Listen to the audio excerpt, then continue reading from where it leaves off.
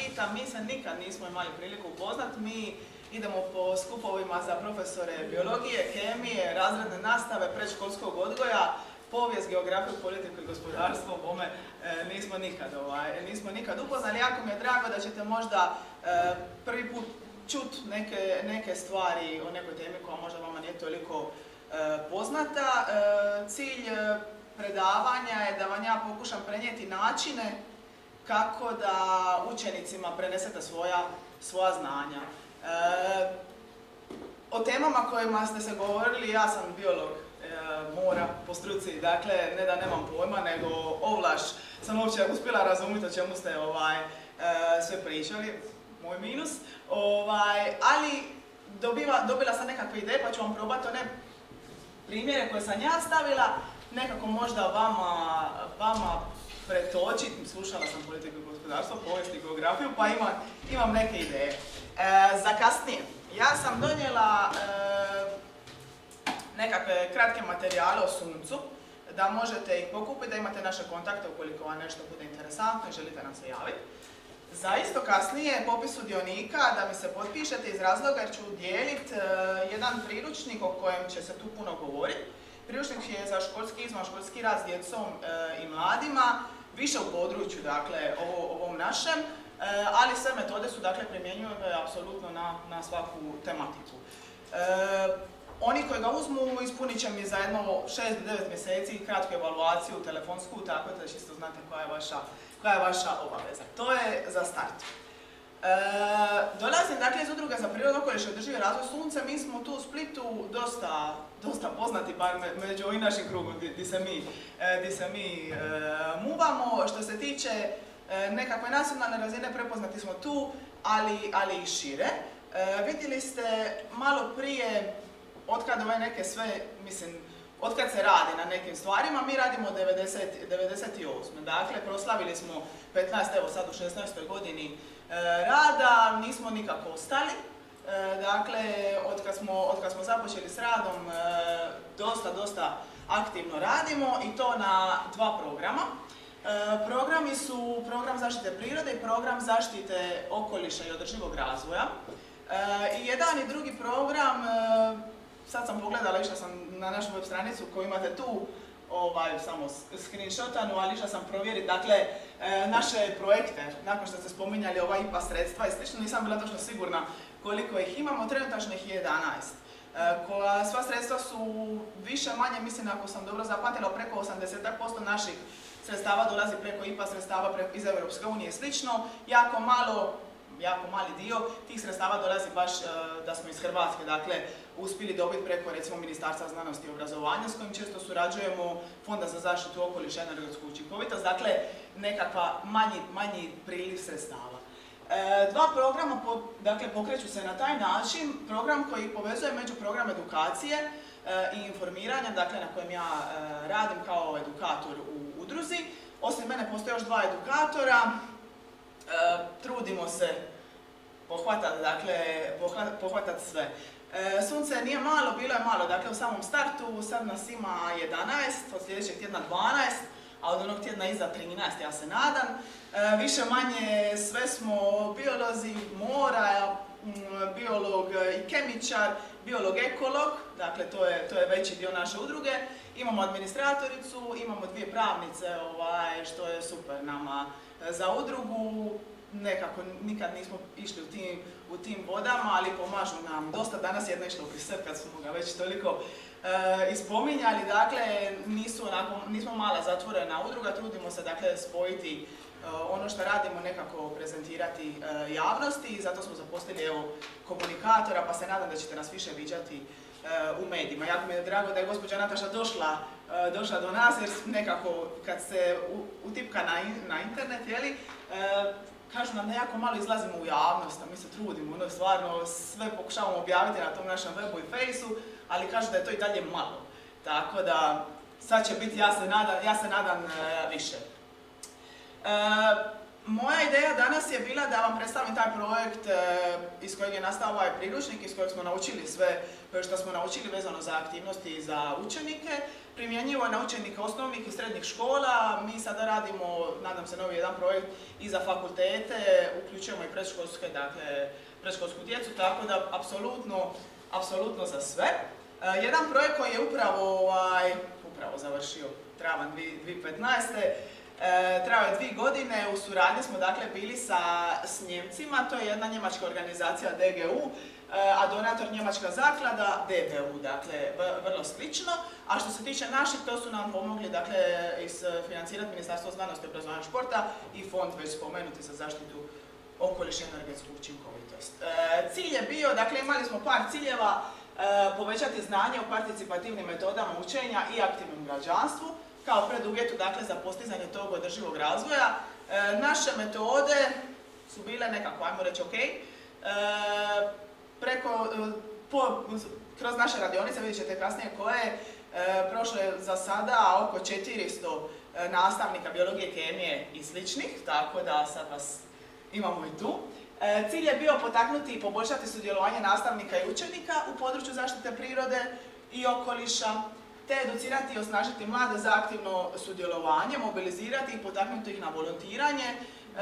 Mi u udruzi imamo volontera, često je to volontiranje, gleda se onako negativno, zašto bi ja radio nešto besplatno, ako bi za to mogao biti plaćen. Ima 1000 odgovora, moj najdraži, jer sam svjedok toga, dakle, volontiranje stvar, osim dobre zabave, osim mogućnosti upoznavanja novih ljudi, osim, ne znam, svega čega ne, možemo stvarno dovesti do pravog posla, odnosno do nekakvog zaposlenja, što je danas svima prioritet, bi rekla, bar većini. Dakle, ja sam završila, samo nadovezat se, biologiju i ekologiju mora, jer sam bila onako optimistična kad sam to upisala sam ono što volim. S biologijom i ekologijom mora ne možete raditi na puno mjesta. Dobila sam priliku za stručno osposobljavanje za tadašnjih 1600 u Prirodoslovnom muzeju u Splitu kao muzejski pedagog. Dakle, ne da nemam veze sa tim, ali volim djecu, volim raditi, na kraju sam evo tu i edukator. Dakle, nakon godinu dana položim za muzejskog pedagoga, cijelo vrijeme volontiram u Suncu na ronilačkim projektima, jer je to nešto što mi je bilo super drago i hobi. Postanem edukator, dakle, u Suncu, prijavim se na natječaj, postanem edukator i evo, 4 godine skoro nakon, tu sam samo zato jer sam volontirala iz nikojeg drugog razloga, tako da uvijek stavim sebe kao nekakav taj pozitivni primjer. Mlade je teško zainteresirati za volontiranje. Mi kad imamo nekakve radionice za mlade bude ovakvog broja otprilike, do 10-ak. Kad imamo radionice za nastavnike biologije, kemije i slično bude 80-90 ljudi. Različiti su još uvijek. Naše ciljane skupine, dakle, su nastavnici, studenti, učenici osnovnih i srednjih škola i mlade visoko obrazovane i nezaposlene osobe, nekako smo ih probali uključiti. Ono što je, s čim je taj projekt u stvari prvo i krenuo, je bila aktivnost jedna za nastavnike. To je bila radionica participativne metode učenja. Ona je bila u Splitu, pretprošle godine. Za nju se tražilo nekakvo motivacijsko pismo, prijavnica i slično, jer smo htjeli biti sigurni da ti učitelji, nastavnici koji dođu, da će to svoje iskustvo prenijeti dalje i da ćemo ih kasnije moći uključiti u naše aktivnosti. U totalu smo imali 18 sudionika, miješano sa nastavnicima biologije u osnovnim školama, biologije, kemije, zaštite okoliša i slično u srednjim školama, neke volontere, gospođu iz Agencije za odgoj i obrazovanje, neke ljude sa fakulteta tu filozofskog, plus ove naše strane suradnike koji su bili iz Njemačke, dakle, i prevoditelji, normalna stvar. Radionica je dakle bila komplicirana za izvest čisto iz razloga jer glavni predavači su bili Njemci, mi smo Hrvati. Engleski je bio onako jezik kojeg se koristilo na pauzama, a sve je dakle odradila ova gospođa tu, dakle Dada Lerotić, koja je bila spona između nas i njih. 2 dana imali smo onako plan od 8 do 4, mi smo gotovi, jer to se normalno, kako ste spomenuli prije, produžilo, jer komunikacija na jednom jeziku je jedno, komunikacija na drugom je drugo, pa dok se to sve pomiješa, dok se kažu svoje, tragaju. Nije bila predavačkog tipa, ovako kao što ja sad radim, nego baš radioničkog. Ono što je iz toga proizašlo je to da su sve ove nastavnice koje su tu sudjelovali imale obvezu to svoje znanje prenijeti svojim školama. Ne znam iz kojih ste škola, nisam pogledala, tu su bili Trilj, Mejaši, Pujanke, Žrnovnica, Prirodoslovno-tehnička, dakle škola iz Splita, mislim da je to više manje to i Filozofski fakultet tu u Splitu. Sve o toj radionici, dakle sve materijale s te radionice ćete moći naći tu. Ajmo dalje. Nakon toga, kao nadogradnja na ovu radionicu, neke od sudionica koje su bile na radionici su odabrane da idu s nama, dakle, na studijsko putovanje u Berlin, organizirano od strane, dakle, naših partnera u Njemačkoj. Nas dvije iz Sunca, dakle, naša direktorica i ja smo išle plus 6 sudionica sa same radionice. Bilo je interesantno, prošli smo dosta osnovnih škola, dosta srednjih škola. To kod njih funkcionira drugačije, svaki put kad mi prezentirali, kao što ću ja sad napraviti, iskustva iz Njemačke, svi kažu, ali to je Njemačka, mi smo u Hrvatskoj, jeli, kao ne možete to preslikati, niko ni ne traži da se preslika, nego da se samo nekako primijeni kako mi to možemo. Ono što ću prvo pokazati je program društveno korisnog učenja iz razloga što ste vi srednja škola.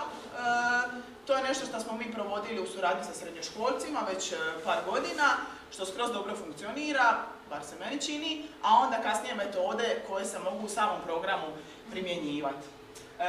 Program Service Learning, ne znam jeste li vi uopće upoznati s tim, relativno novi program. Još mi ni nemamo hrvatsku, dakle, totalnu izvedenicu. To je program društveno korisnog učenja, niko ne voli taj naziv, više koriste Service Learning program i meni je nekako draži.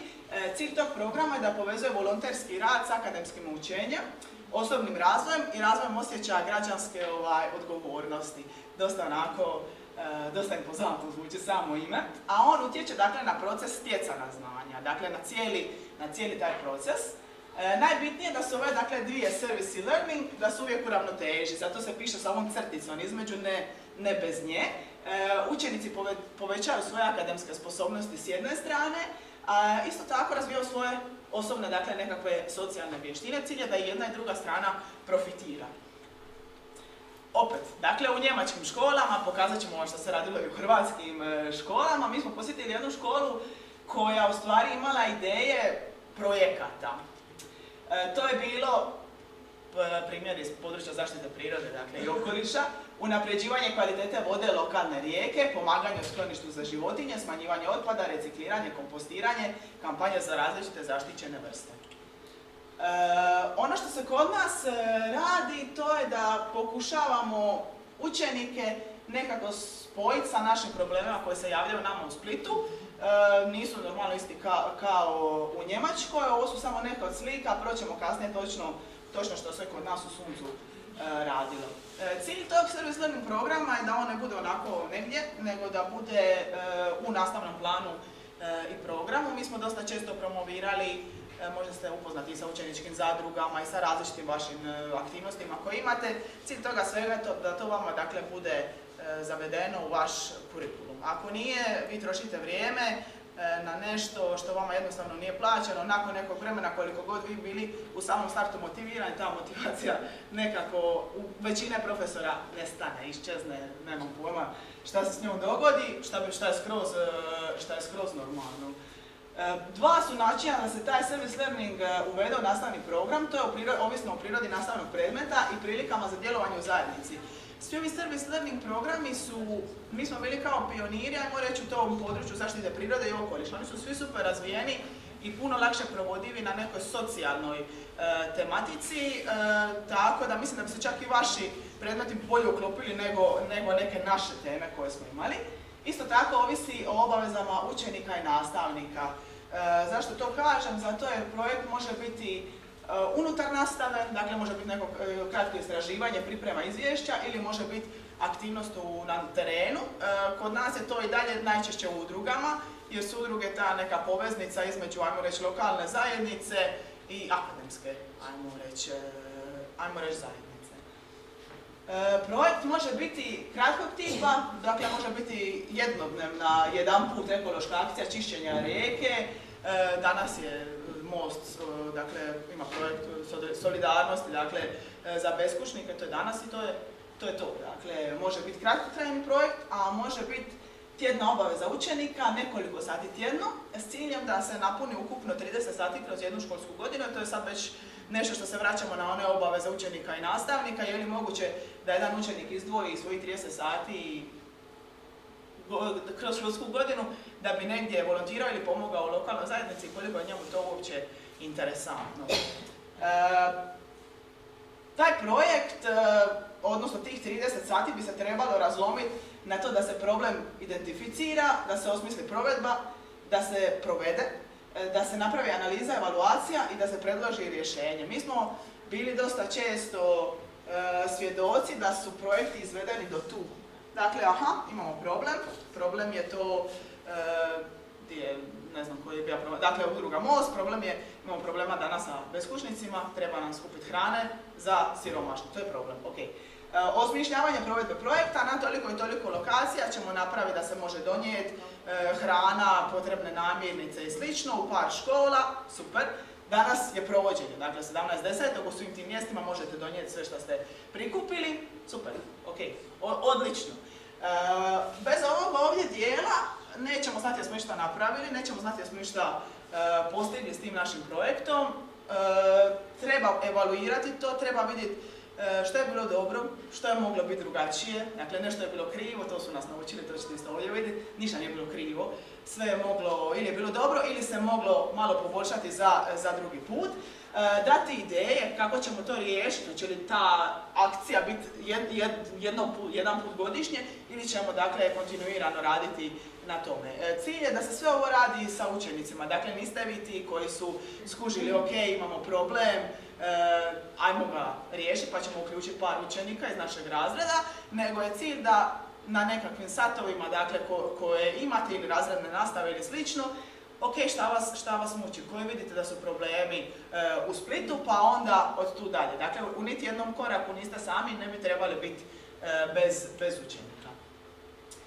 Ovdje ću vam izlistat, samo da vidite koliko to može biti, koliki to obim posla može biti i kolika je u stvari možda razlika u tom broju sati i broju i onoga što ste dobili. Nije nužno da to bude uključeno dakle, masu učenika, niti je nužno da to bude kroz cijelu školsku godinu svaki tjedan. Naša iskustva su bar to tako pokazana. Mi smo s tim krenuli 2010.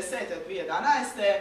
sa PMF-om, dakle sa jednim jedinim praktikantom koji je tada utrošio 90 volonterskih sati, dakle za jednu osobu smo se potrudili. Nakon toga, sljedeća generacija, kad smo uključili prirodoslovnu tehničku školu, uključeno 95 učenika, 940 volonterskih sati, 18 je njih radilo dakle, na obradi podataka, dakle malo smo, ajmo reći, to proširili i aktivnosti i učenike.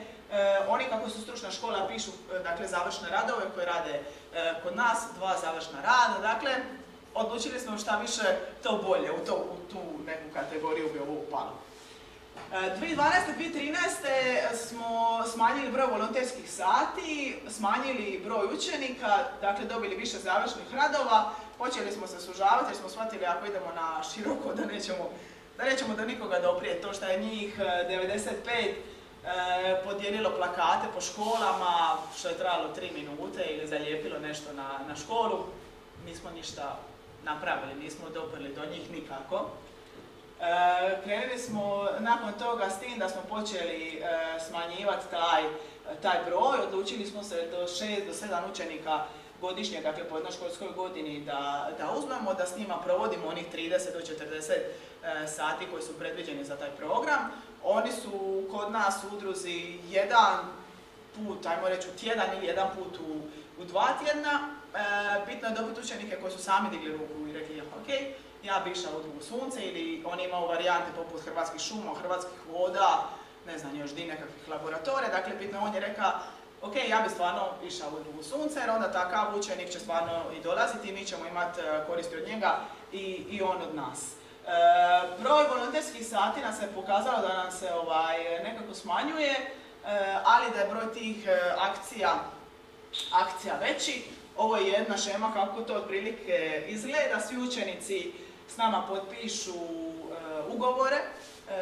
To nije nikakav poseban ugovor. Najbitnija rečenica tom ugovoru je ako se izostane 2 puta neopravdano da se stručna praksa u suncu prekida. Vidjet ćete kasnije zašto, nisu vjerovali da će se to stvarno događa, dok se to jednom nije normalna stvar dogodilo. Mi trošimo svoje vrijeme, njihov mentor iz škole troši svoje vrijeme i oni troše svoje vrijeme. Ako neće doći, super, ok, neće doći, doći će neko drugi. Mi inače imamo problema sa prostorom, ima nas dakle sad 11, 12, 13, koliko će nas biti, nemamo više mjesta fizički. Da bi se sastajali s maturantima, mi moramo dakle isprazniti cijeli ured pa se sastajemo u popodnevnim satima ili neke varijante.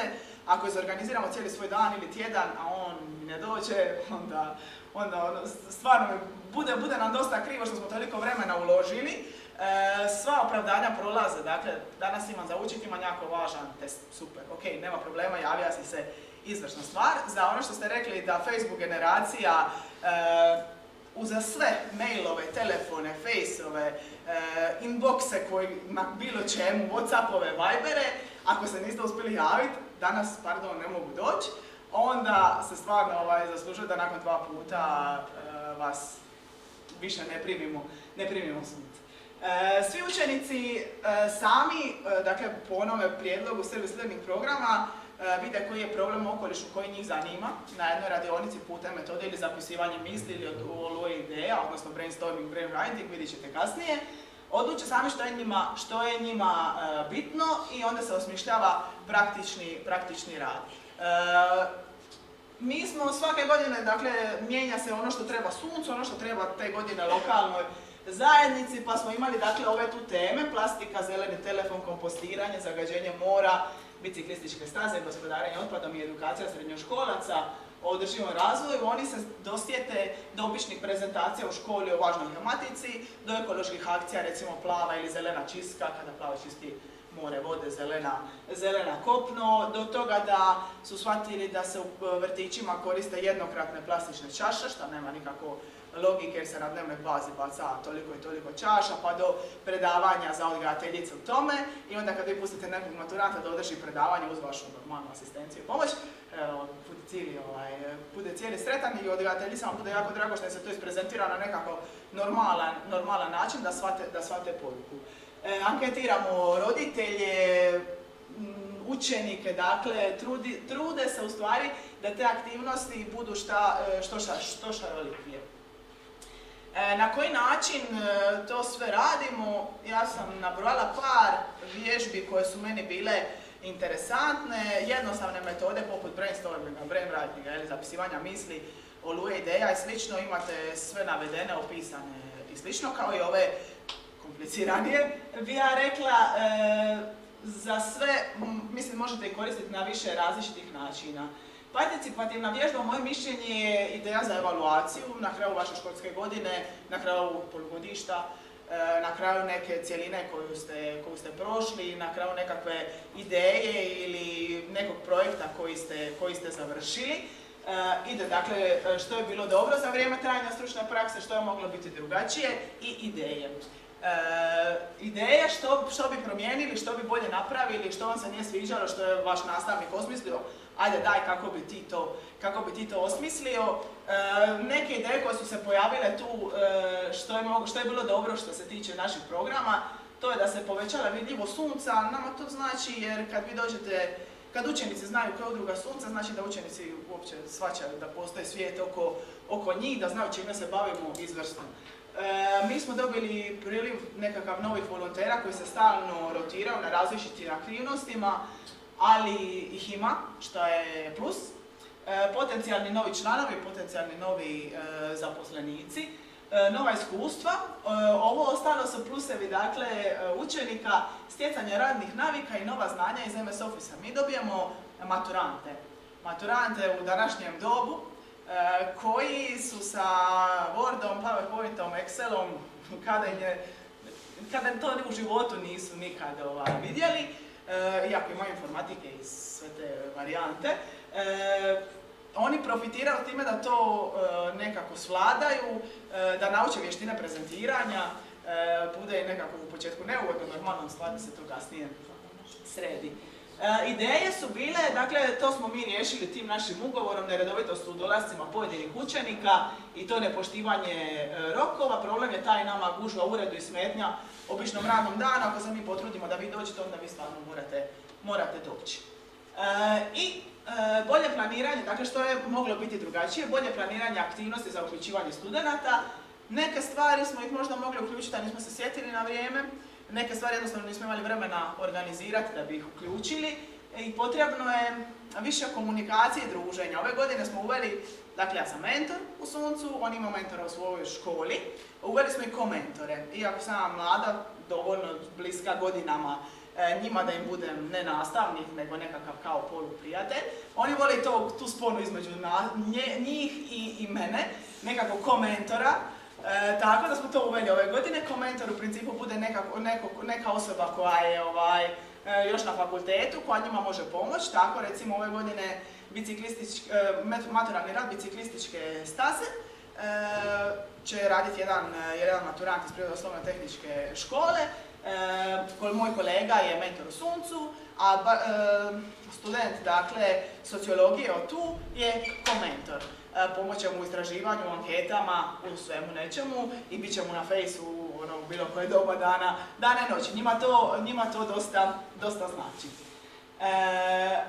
Participativne metode učenja su metode gdje učenici donose nove ideje, poglede na stvari, sudjeluju, preuzimaju odgovornost, pronalaze probleme i traže rješenja za iste, uključeni su u donošenje odluka, uči ih se rješavanju sukobu karaktera, radu u grupi, bude izvanredno ono što ste rekli, kad treba dobiti se dogovor oko jedne stvari, a njih je 30, koje se često koriste za pomoć s problemima u ponašanju.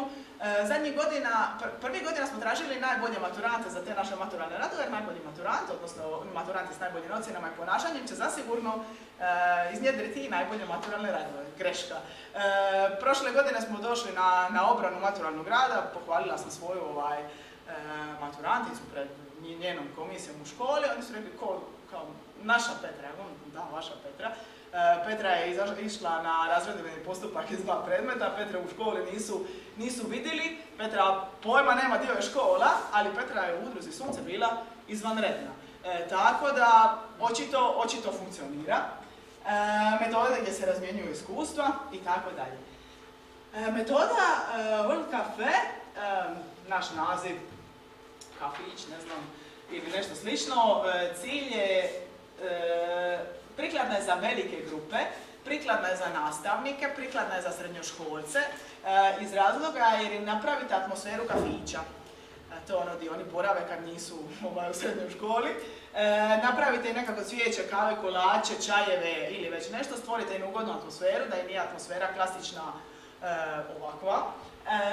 Dobiju nekako pitanje ili neku temu koju moraju raspravljati, imaju 20 minuta po jednom krugu i rotiraju se. Na svako 20 minuta na jednom stolu ostaje jedna osoba koja je predstavnik te grupe, zavrte se, razmjenjuju svoja mišljenja, to može trajati do sat i pol, ne bude im dosadno radi tog mijenjanja tih pitanja i grupa i nakon toga svega moraju isprezentirati ono što su se dogovorili. Različita pitanja i slično u priručniku.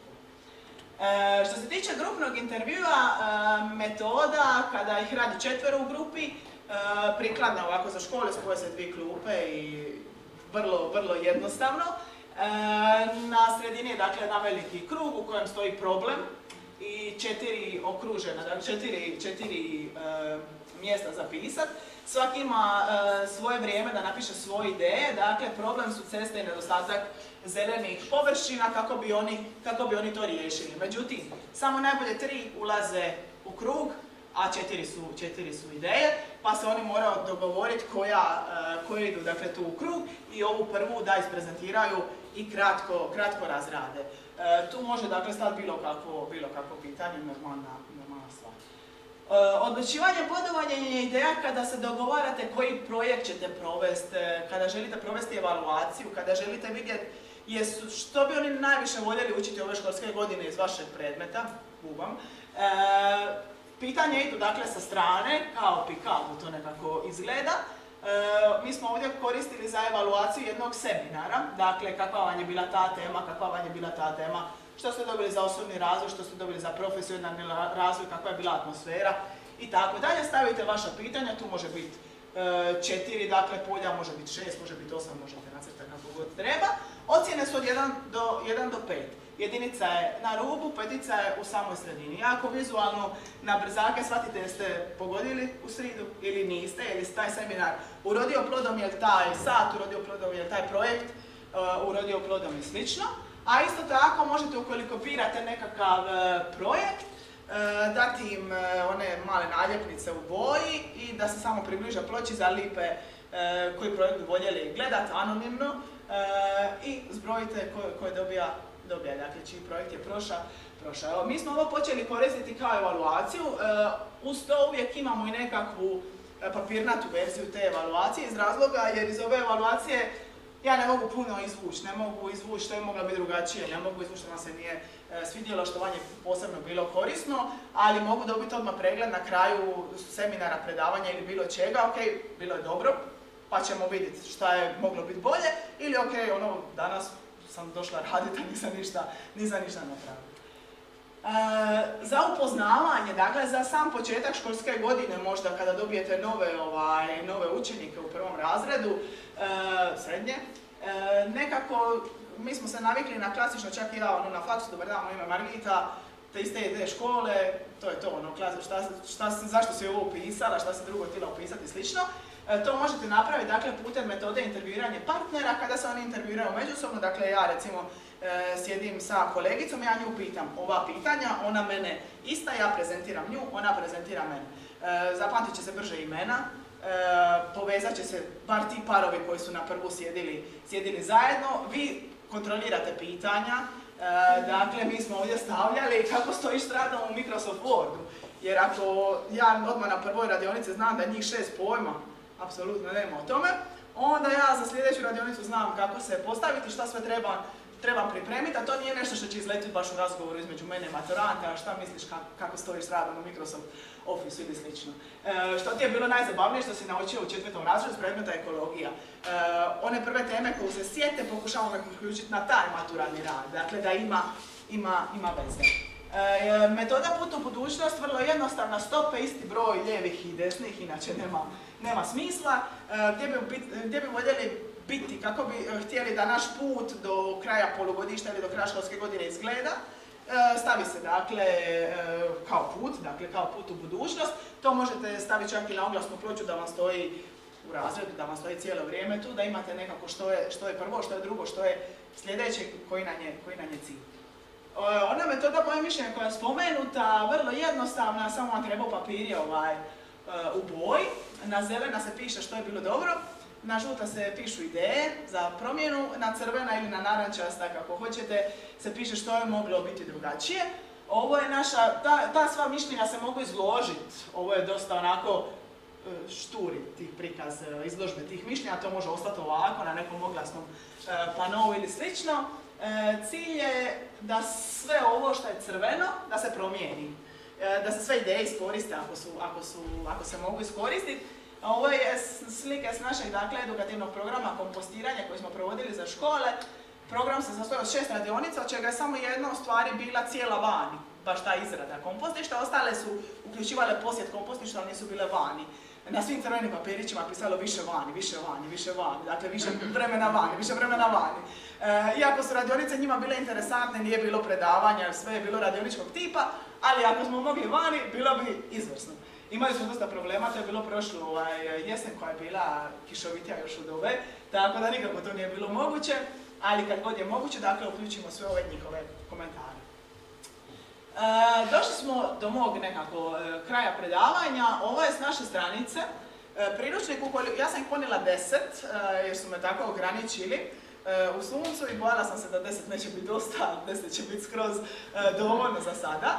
Ja ću vas pozvati da ga uzmete ukoliko ga želite koristiti, ukoliko mislite da bi vam bio interesantan, ukoliko mislite da ćete ga samo ovako provrtiti, spremiti negdje, onda možete ići na našu web stranicu, što je jednostavnija i jeftinija varijanta. Imate dakle pod multimedija na našoj web stranici će vam se otvoriti različiti priručnici. Jedan od njih je priručnik dakle, za rad s djecom i mladima, sudjeluje u održivom razvoju, shvati, provedi, oblikuj.